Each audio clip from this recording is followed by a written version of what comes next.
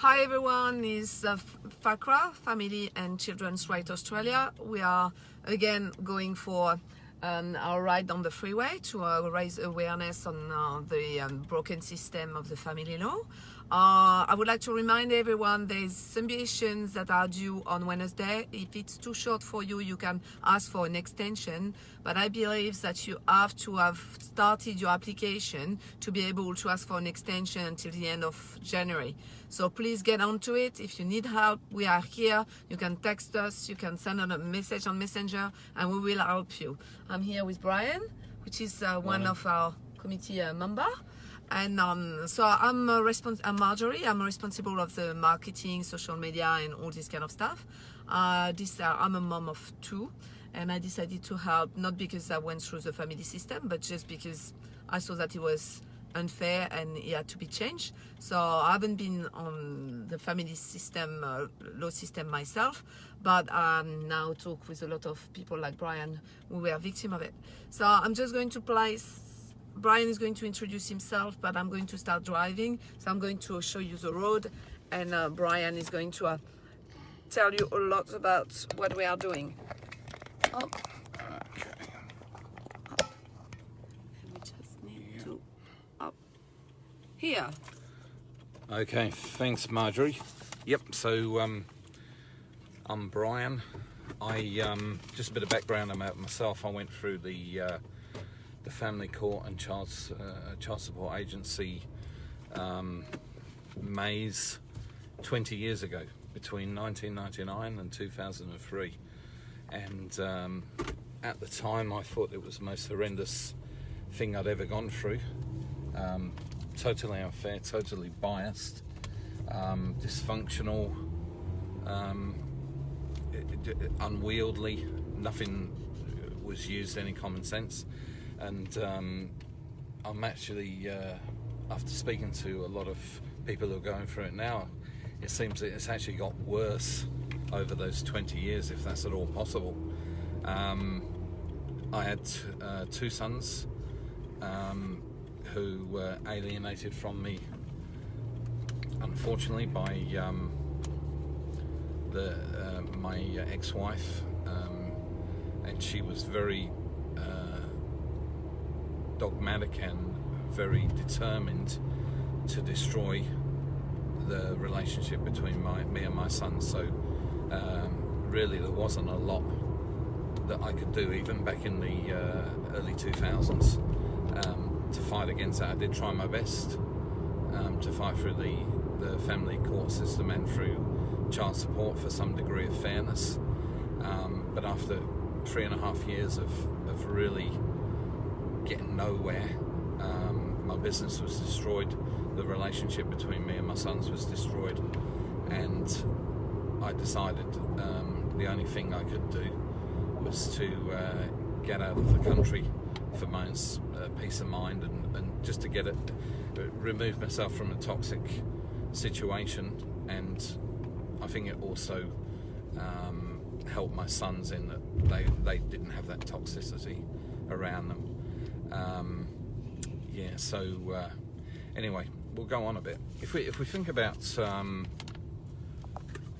the situation that Australia is now in, I think anyone would agree that things are much worse now than they were 20 years ago, 25 years ago.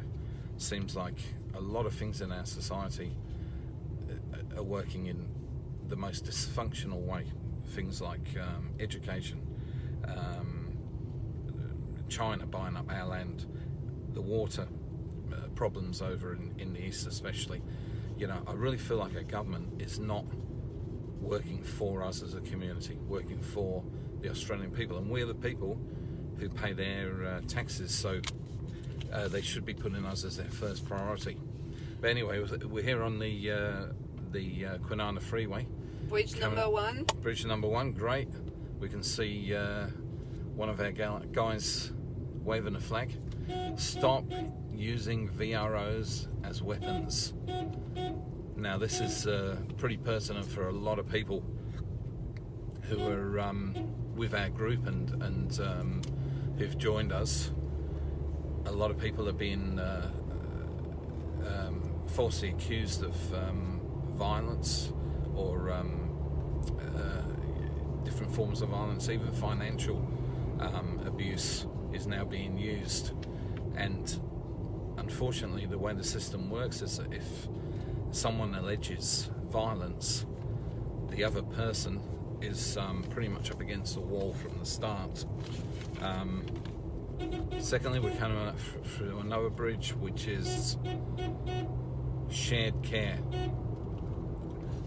Now, the human right to both parents. Kids have a human rights to both parents. Now, this is actually stipulated by the UN, and the Australian government is ignoring this or just allowing it to be flaunted.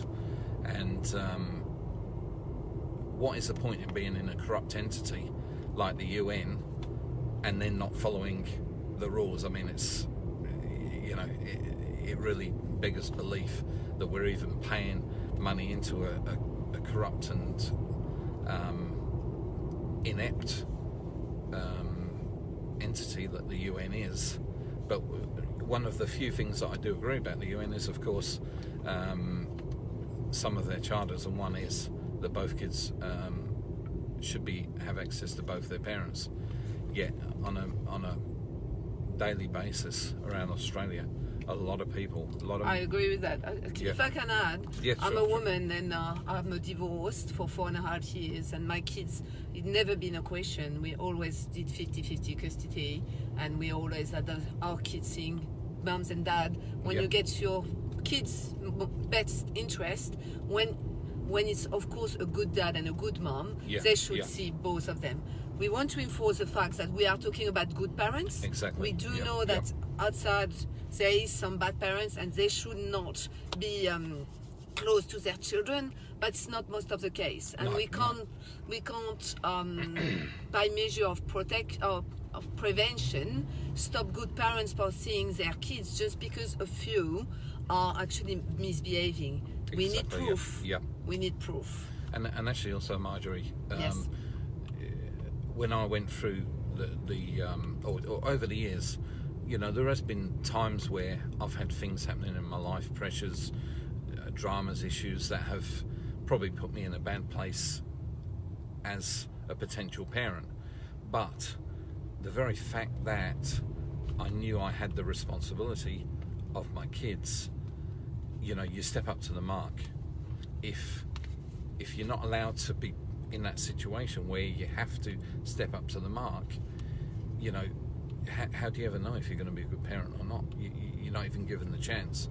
And no one's perfect, but I think if either parent or both parents really want to be part of their children's life, the very worst thing that you could do is stop that happening. It just doesn't make any sense at all.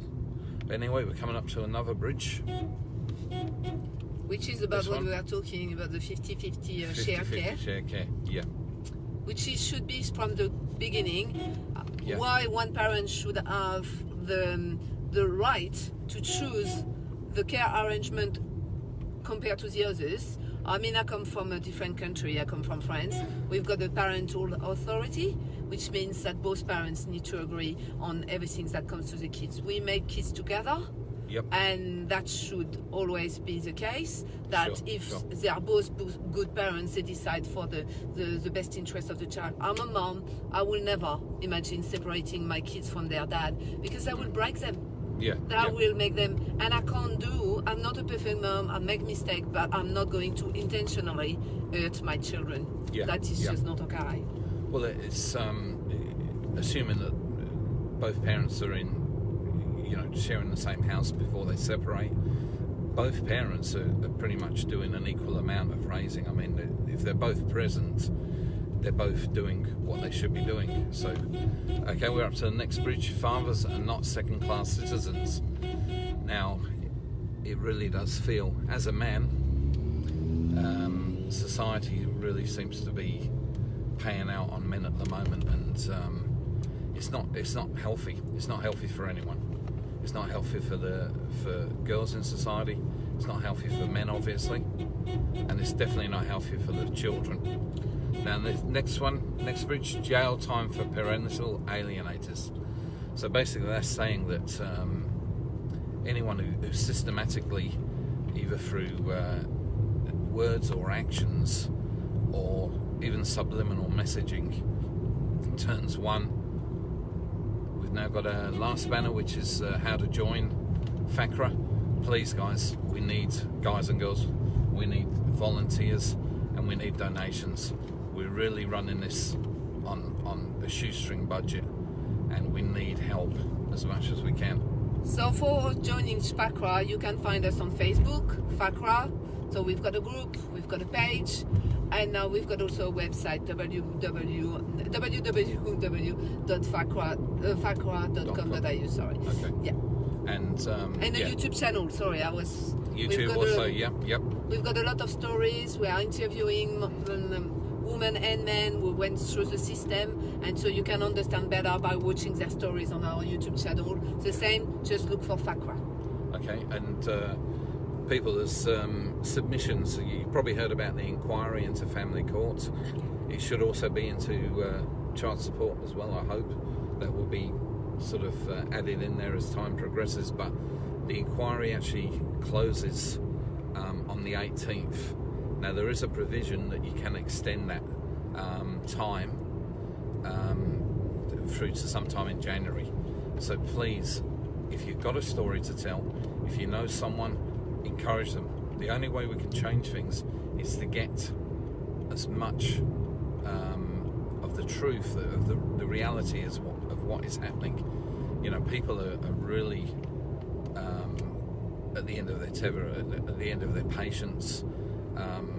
You know, often on our Facebook pages, on our WhatsApp messaging, there's a lot of people calling out saying they really don't know what to do. They feel like they're, you know, they just can't do anymore. Yes, we really. It's destroying them mentally, emotionally, physically. I mean, this is just not good for anyone. This morning we had a message from somebody who didn't even know if he could, without any restraining order or anything, if he could go and see the graduation of his daughter, because he's worried that, because the mom said that she didn't want him there, if he does that, he might miss having his kids at Christmas.